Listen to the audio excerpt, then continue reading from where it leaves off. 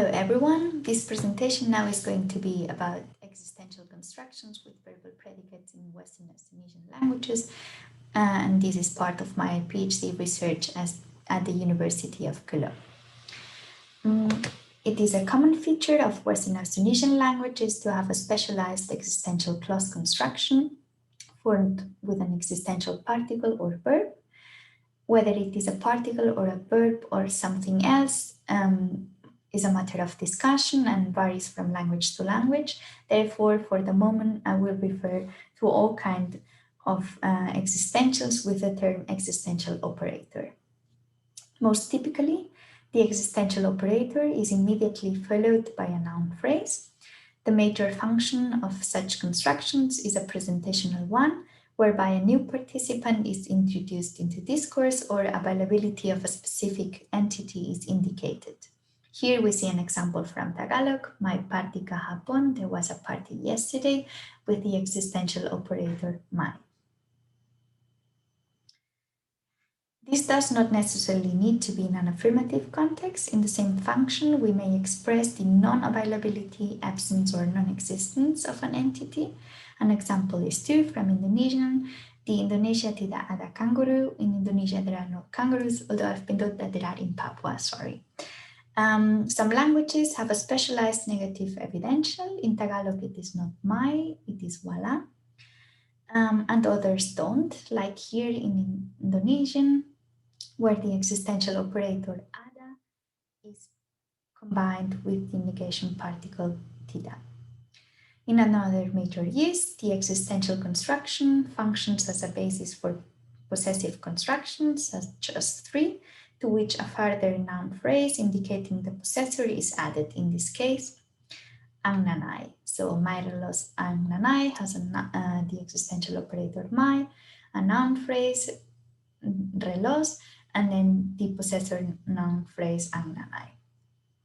And finally, another frequent use of existential constructions is to indicate the location of a referent. Here, a locative is needed in addition to the noun phrase. An example is for from Indonesian, ibu ada di kantor, mother is in the office, with the locative expression di kantor. However, there's a lesser studied type of existential constructions in which the existential operator occurs with verbal predicates, as in the following examples. 5 from Tagalog, may sinulat ako, I wrote something, or 6 from Indonesian, ia ada menerima surat itu, he did receive the letter. Given the presence of the verbal form, the voice marked predicate, these have been termed event existentials in the literature. However, today I'll argue that constructions with verbal predicates across languages are not all from the same type.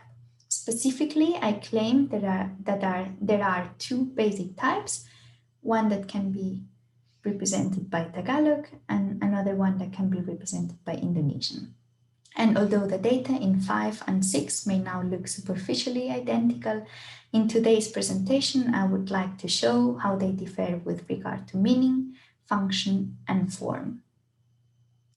And finally, by means of the Toli data, a language from northern central Sulawesi, I will propose that two different existential constructions with verbal predicates can be interpreted as forming a grammaticalization cline with 3 major stages. Let's first have a look at the differences they have in meaning. In Tagalog, an existential construction with a verbal predicate denotes the existence of an entity. So in 5, I wrote something. A more literal translation would be there is something I wrote, which makes it clear that the existential operator has scope over an entity, the written thing, the letter, a text, or whatever it is. As April 2020 notes, non-specific pronouns or nouns, such as someone or something, are generally not overtly expressed in Austronesian languages, thus giving rise to this type of constructions. In Tagalog, however, there is even no need to assume that such constructions carry a non-overt expression. The presence of a verb in an entity denoting function is not uncommon due to the syntactic flexibility of the language, whereby a verbal form can occur in a syntactic slot that is typically nominal and vice versa. So we have that the Tagalog type construction is entity denoting, and on the other hand, we have the Indonesian construction, which denotes an event. He did receive the letter. Here, the existential operator has scope over a full clause, in this case, ia menerima surat itu. Let's see the same in more examples. From the entity denoting type, we have 7 from Tagalog, may dumating kahapon, someone came yesterday. And again, here the more literal translation, there is someone who came yesterday, makes it easier to understand that the element under the scope of the existential operator is an entity, this someone or person who came. So if we agree that cases like 7 are denoting the existence of an entity, there is actually no difference in meaning between these constructions and the ones where the existential operator is followed by a noun phrase. Example 9 provides a good parallel. May babaeng darating sa bahay ko. There was a woman who came to my house. So in sum, these constructions are nothing different than the presentational constructions we saw in the first slide. Example 8, by contrast, provides an event denoting construction from Totoli. Igadan siya nalako, it was not the case that he walked, where the existential operator quantifies over the clause siya nalako, he walked. These examples cannot be translated as there is someone or something who walked, but are rather indicating that it was the case or it was not the case that plus event.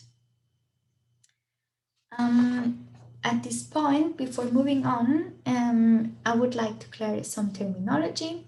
There's a problem, and it happens that although the construction from the presentational type denote the existence of an entity, they are sometimes translated as simple clauses. See, for example, 7, there is someone who came yesterday, is also translated as someone who came yesterday. Or for example, 10, may biling laruan ang bata, the child has a bought toy, which is also translated as the child bought the toy. And for this reason, such constructions are often called event existentials in the literature. However, in my opinion, this label is not the most appropriate one because it does not take into account 2 things. On the one hand, that the existential operator does not quantify over an event, but over a construction that is denoting an entity. And second, that there are other existential constructions in other languages where the existential does operate over an event. So closing this terminological parenthesis, let us further keep apart both uses by analyzing the differences in function. We have already said that the entity denoting construction has a presentational function. In this function, the construction serves to introduce indefinite and non-specific participants into discourse, generally barred from the subject function of a voice-marked predicate, as noted by Brill. By contrast, event denoting constructions have been claimed to have an intensifying function, to express emphasis, or to mark polarity focus. I agree with Stoel 2005 in that they mark polarity focus, also called Verum focus, and I will now elaborate more in this, on this function. First of all, what is Verum focus or polarity focus? As described by Höhle, Verum focus is a focus phenomenon where the speaker emphasizes the truth of the proposition. In Germanic languages, for example, this focus is marked by prosodical emphasis on the auxiliary verb, as in, I do want to see the movie. Since this function is probably difficult to see in the isolated clauses I have presented so far, we can now have a look at more examples with a little bit more of context. Here we have an example in 11 from another Malay where speaker A says, I heard you're not going out anymore with your girlfriend. And then speaker says, we are going out. To do so, he uses the verb baku baku bawa to go out together with the existential operator ada. And then another example from Totoli is 12, where it is emphasized that something is not true. Here speaker A, talking about the Maleo bird, says Njan no gintolu, siya no piinjan. After laying the eggs, it becomes unconscious, to which speaker B and C react saying, oh no, that's not correct, it does not become unconscious.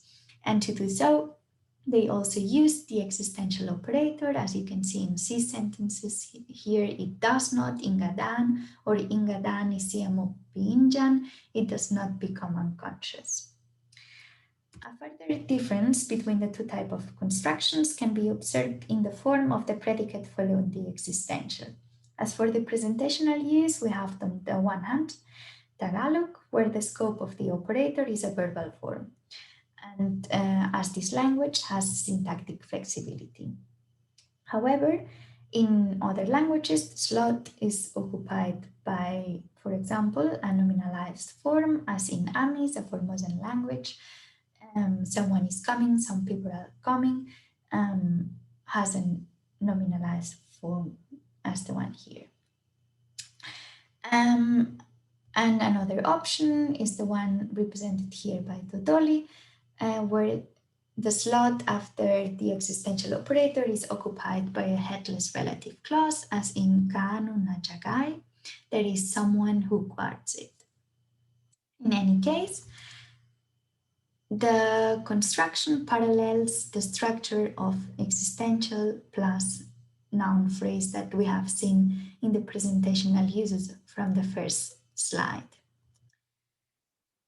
However, as for the Verum focused constructions, I have only found that the existential operator is followed by a verbal form. As in Totoli, Dan, Makasamba, Sai, Tau Arab, it was the case that a snake and Arab person met. Where Dan is followed by the voice mark predicates, Makasamba. And the same happens in Indonesian, Makasaris and Manado Malay, all languages that have no syntactic flexibility. I do not exclude, however, or I think that would be plausible that the existential is followed by a nominalized form, something like there was not his coming, to say it was not the case that he came. But still I haven't found any examples. It would be great if someone in the comments round can point me to a language showing this. And then a further difference, not between the two types of constructions, but between languages, regards the form of the existential operator. Indonesian, on the one hand, uses the same existential operator, ada, for both the presentational and the Verum focus function, as shown in 16. Ada Koran, there is a new paper, has the existential operator ada, and ia ada menerima surat itu, he did receive the letter as well. However, in Totoli, the presentational function is commonly coded by the existential prefix ko, as in 17a, anakoguramo, if there is already sugar, whereas the Verum focus is marked exclusively with another existential operator, the existential operator dan, as in 17b, dan mo sa itu, it does take a long time. Nevertheless, this is not a neat distribution. The presentational function sometimes is also coded by dan, as in 17c. Dan acara, there was a festivity. Under which conditions there is dan instead of ko is something that I still do not know. However, these cases are very important, as they are the ones which provide the basis for the existential operator to develop into a Verum focus marker, as we will see in the grammaticalization cline I would like to propose now. We have said that the starting point of this grammaticalization cline is the presentational construction, so the one denoting the existence of an entity. And as we have seen in Totoli, this is usually encoded with the prefix ko, as in kabatu, there is a stone, but in some occasions, the construction is built with the existential operator than. This point is the dead end for co-constructions which stay in the presentational function and do not develop further. Than constructions, by contrast, provide the basis for the second stage of the grammaticalization cline. In this second stage, the scope of the existential operator extends to a full clause, as in 19. In adan aku no kokolutu, it was not the case that I cooked. Here, the construction retains the existential semantics and function, but allows for an extended scope. So it denotes the existence or non-existence of an event, being translatable as it is the case or it is not the case that I cooked. And then building on this second construction, it comes the third and fully grammaticalized stage, where the operator loses its previous existential meaning and function and takes over the focus marking function, as in 20, o iam gadan nako ai, o iam did not come here. The semantic extension to Verum focus from an existential construction seems plausible, since asserting the existence or non-existence of a specific event is very close to asserting the truth or untruth of the proposition expressing the event. However, the fact that in totally this semantic extension affects the existential operator than and not co, which is the most frequent one in the first stage, raises the question whether the semantic extension takes place in the opposite direction. So from asserting the occurrence of an event to expressing the existence of an entity. However, the fact that the same extension from existential to Verum focus is found also in Indonesian or Manado Malay, which code both functions with the same operator, supports my initial hypothesis. We have also further evidence for the grammaticalized status of the Verum focus construction, which can be seen in the position of the existential operator. In the previous stage, the existential operator occurs clause externally, preceding the clause, in the same way that the existential operator than here precedes the noun phrase acara. By contrast, the operator in the fully grammaticalized stage occurs clause internally, that means preverbally, occasionally between subject and verb, if the subject is preverbal. There are, of course, cases that are ambiguous, and it is impossible to determine whether the existential operator is clause external or clause internal. And this, as for example, when the subject is postverbal, as in 21a and b, ngalan ko to iku, I don't know, or dan mo sa itu. Such cases represent then an area of overlap between the second and the third stage of the grammaticalization cline. And that's what I have to say for now. Just to wrap up, we have seen that existential operators can be followed by a verbal predicate. However, all constructions are not from the same type. There are two basic functions from these constructions. One is a presentational one, and the other one is marking Verum focus. These two functions can be coded in the same way, but they can also be coded differently, as in totally. And these differences that we have seen have pointed out that the term event existentials for the presentational uses could lead to confusion or could be misleading.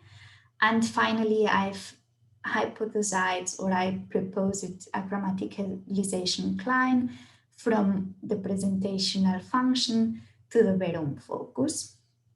And that's it. Thank you very much for listening to me, and I'm looking forward to questions, comments, and feedback.